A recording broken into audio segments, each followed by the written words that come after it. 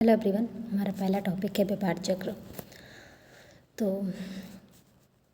Lecture 19 व्यापार चक्र। तो व्यापार चक्र पढ़ेंगे हम। तो जो व्यापार चक्र होता है किसी भी देश की अर्थव्यवस्था में, उस देश की अर्थव्यवस्था में उतार चढ़ाव की जो स्थिति होती है, उसके समृद्धि में, उसके जो है विकास का रुकने में, तो वो जो है वो उसी को दिखाता है। तो ये जो व्यापार चक्र होता है एक क्रमबद्ध प्रक्रिया होती है, मतलब एक क्रमबद्ध ढंग से जो है चलती है। एंड व्यापार चक्र जो है ये जैसे कि व्यापार चक्र जैसे किसी भी देश की अर्थव्यवस्था में जो उसकी व्यापार की जो स्थिति होती है उसको भी दिखाता है कि ये किसी भी अर्थव्यवस्था के उसके जो है तेज़ी और उसकी मंदी की स्थिति को दर्शाता है कि अर्थव्यवस्था कब ग्रोथ, अर्थव्यवस्था की ग्रोथ की स्थिति और उसी के जो है ना ग्रोथ करने की स्थिति को दिखाता है, वही व्यापार चक्र होता है। तो ये जो है किसी भी अर्थव्यवस्था के उसके विस्तार, उसके समृद्धि और उसकी जो अर्थव्यवस्था के संकुचन की जो स्थिति होती है वो दिखाता है। तो व्यापार चक्र जो है ये होता है। एंड व्यापार चक्र से कोई भी जो व्यापार से संबंधित गतिविधियाँ होती हैं वो जो इसमें शामिल होती हैं। और वर्तमान समय में हम जो है और ये जो व्यापार चक्र होता है किसी भी देश की अर्थव्यवस्था के उसके विकास, उसके शिखर, संकुचन की स्थिति, मंदी की स्थिति को दिखाता है। तो वर्तमान में भारत में व्यापार चक्र की स्थिति की बात करें तो वर्तमान में भारत में व्यापार चक्र में जो है उद्योग और सेवा क्षेत्र जो है उद्योग और सेवा क्षेत्र में वृद्धि हो रही है, सेवा क्षेत्र में वृद्धि हो रही है, उद्योग में उत्पादन क्षमता में वृद्धि हो रही है, तो उद्योग की क्षमता में वृद्धि हो रही है। एंड इससे वजह से जो है अर्थव्यवस्था जो है धीरे धीरे, भारत की अर्थव्यवस्था जो है ग्रोथ कर रहा है, धीरे धीरे विकसित हो रहा है। एंड जो सरकारी निवेश होता है, सरकारी निवेश में वृद्धि हुई, जैसे सरकारी निवेश में इंफ्रास्ट्रक्चर जो प्रोजेक्ट्स होते हैं सरकार उसको ला रही है। इससे जो है हमारे उत्पादन क्षमता और रोजगार में वृद्धि होगी। एंड और जो निजी खपत और मांग होता है उसमें जो है सही स्थिति में चल रहा है, वृद्धि हो रहा है निजी खपत और मांग में। तो इस वजह से जो है वर्तमान समय में भारत की अर्थव्यवस्था जो ग्रोथ कर रही है, उत्पादन क्षमता में वृद्धि हुई है, उपभोक्ता जो है तरह तरह के जो वस्तुओं का उत्पादन कर रहे हैं। एंड लेकिन कुछ इसमें व्यवधान भी है, जैसे कि जो मुद्रास्फीति दर है, मुद्रास्फीति बढ़ी है वर्तमान में। तो उसी मुद्रास्फीति को कंट्रोल करने के लिए आरबीआई ने जो है अपने मौद्रिक नीति के द्वारा जो ब्याज दरों को जो है बढ़ा दिया है। तो इस वजह से जो है ये अर्थव्यवस्था के लिए एक जो है व्यवधान के रूप में है। और कुछ वैश्विक कारक, कुछ घरेलू कारक भी होते हैं जो कि अर्थव्यवस्था के ग्रोथ में जो है बाधा डालते हैं, व्यवधान डालते हैं। तो भारत की अर्थव्यवस्था ग्रोथ तो कर रही है, लेकिन कहीं ना कहीं उससे जो है कुछ ऐसे मुद्रास्फीति हो गया, कोई वैश्विक कारक हो गया, कोई घरेलू मामला हो गया, तो इस वजह से जो है उसमें जो व्यवधान आ जा रहा है। लेकिन वर्तमान में जो हमारी अर्थव्यवस्था की, भारत की अर्थव्यवस्था के विकास की बात करें तो जीडीपी वृद्धि दर जो 6% तक है, जो कि 6% जीडीपी में वृद्धि जो है सेवा क्षेत्र में वृद्धि और मैन्युफैक्चरिंग क्षेत्र में जो है वृद्धि की वजह से जो है, मतलब विनिर्माण के क्षेत्र में वृद्धि और सेवा क्षेत्र में वृद्धि की वजह से जो है इतना बढ़ा है। भारत की जीडीपी ग्रोथ जो 6% तक पहुँच गई, जो कि 6% जीडीपी जो ग्रोथ है विश्व के अन्य सभी अर्थव्यवस्थाओं से औसतन जो है सही है, औसत रूप से जो है सही ग्रोथ है। और रोजगार सृजन में वृद्धि हो रहा है, जैसे कि रोजगार सृजन के लिए भारत सरकार ने IPL योजना, प्रधानमंत्री जनधन योजना, मेक इन इंडिया कार्यक्रम, आत्मनिर्भर भारत योजना, तो इस प्रकार की योजनाओं के जरिए जो है सरकार जो है रोजगार को बढ़ावा देने की कोशिश करेगी। जिससे रोजगार बढ़ेगा तो हमारे देश की अर्थव्यवस्था भी ग्रोथ करेगी, उत्पादन अधिक होगा, रोजगार बढ़ेगा तो उत्पादन अधिक होगा, तो अर्थव्यवस्था में समृद्धि बढ़ेगी। तो और हमारे देश में आयात और निर्यात की स्थिति की बात करें तो वर्तमान समय में जो है निर्यात बढ़ा है, IT एंड फार्मा के क्षेत्र में जो निर्यात बढ़ा है, लेकिन आयात जो है, आयात बिल में वृद्धि हुई है। आयात बिल में वृद्धि क्यों हुई है कि जो भारत है सबसे अधिक आयात जो है कच्चे तेल का करता है, तो कच्चे तेल में जो है कच्चे तेल की कीमतों में वृद्धि हुई है, जिससे आयात बिल बढ़ गया है। तो ये जो है एक तरफ से एक और निर्यात के क्षेत्र में भारत वृद्धि कर रहा है, तो उस आयात बिल में वृद्धि होने की वजह से जो इसको हानि हो रही है। तो भारत की अर्थव्यवस्था ग्रोथ तो कर रही है, लेकिन जो है कुछ इसमें व्यवधान, कुछ ऐसे रुकावटें आ जा रही हैं, जैसे आयात बिल का बढ़ना हो गया, और मुद्रास्फीति हो गया, वैश्विक कारक हो गए, इस प्रकार के जो कारण हैं उसमें व्यवधान डाल रहे हैं। लेकिन अर्थव्यवस्था, भारत की अर्थव्यवस्था धीरे धीरे ग्रोथ कर रही है। तो जैसे अब हमारे जो विकसित देश अमेरिका है, अमेरिका जो है अमेरिका क्यों विकसित बना, क्योंकि अमेरिका में सेवा क्षेत्र और औद्योगिक क्षेत्र, औद्योगिक जो दो सेक्टर होते हैं, इन दोनों क्षेत्रों की वेटेज अधिक है। इन दोनों क्षेत्र के मामले में वो प्राथमिक स्तर पर है।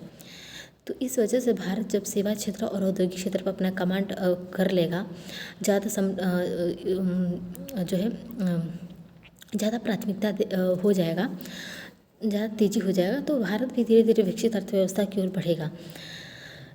वैसे तो 2047 तक जो है भारत विकसित देश बनने का जो लक्ष्य रखा गया है, भारत को विकसित देश बनाने का लक्ष्य रखा गया है।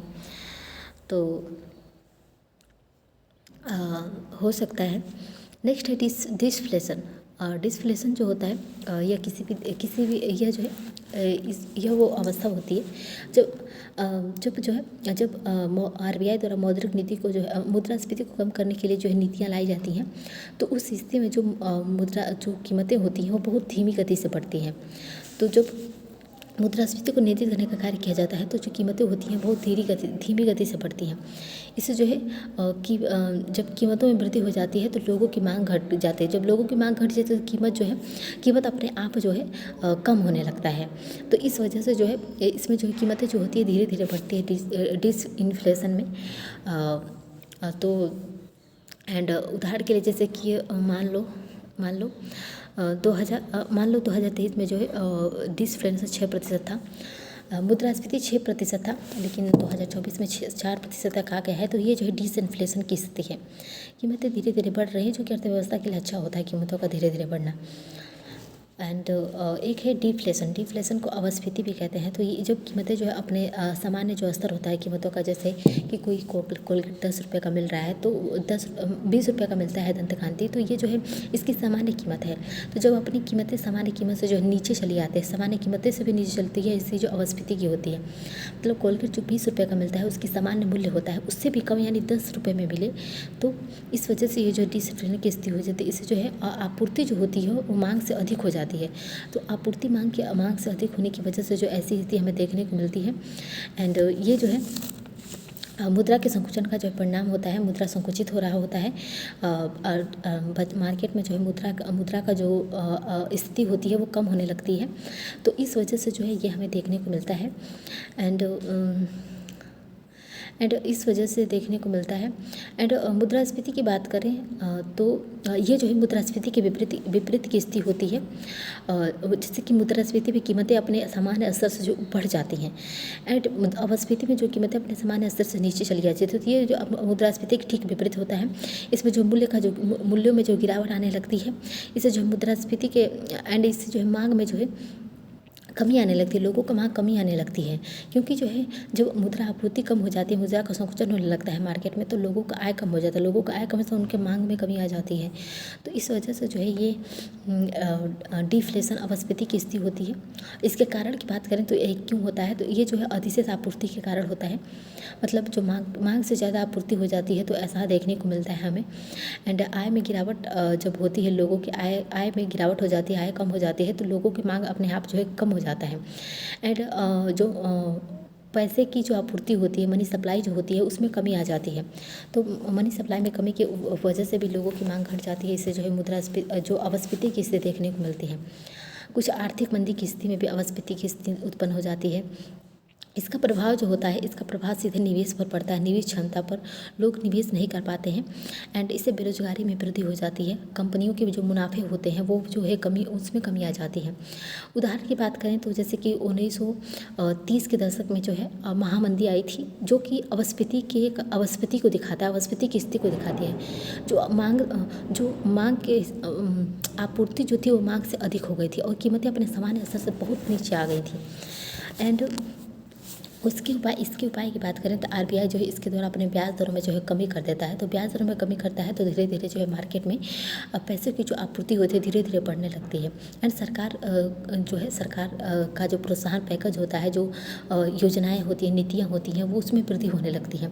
तो सरकार जो है धीरे धीरे जो है योजनाएं ऐसी लाती है जिससे कि जो मुद्रा की फ्लो होता है, मुद्रा की आपूर्ति होती है, सप्लाई होती है, वो धीरे धीरे जो है बढ़ने लगती है। तो इस वजह से मुद्रा की आपूर्ति किया जाता है इन सभी आरबीआई और सरकार के द्वारा नीति बनाकर, ताकि जो है मुद्रास्फीति की स्थिति को सुधारा जा सके और डिसइन्फ्लेशन तक लिया जा सके, ताकि कीमतें जो है अपने सामान्य स्तर से धीरे धीरे कीमतों में वृद्धि हो। तो इसी की बात करें तो जैसे कि जब मार्केट में जब प्राइस बढ़ता है, कीमतें बढ़ती है, अपने सामान्य स्तर से कीमतें बढ़ती हैं, तो उससे जो है इन्फ्लेशन की स्थिति आती है। इन्फ्लेशन से भी धीरे धीरे जो है इन्फ्लेशन पीक पर चला जाता है, कीमतें अपने पीक पर चली जाती हैं, जिससे मुद्रा का जो मूल्य होता है वो कम हो जाता है।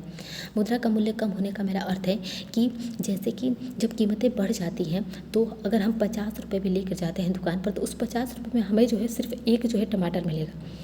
तो वो जो है इससे मुद्रा का मूल्य 50 रुपये का मूल्य ही नहीं है, कुछ उसका मूल्य ही नहीं, बस एक टमाटर मिल रहा है 50 रुपये में।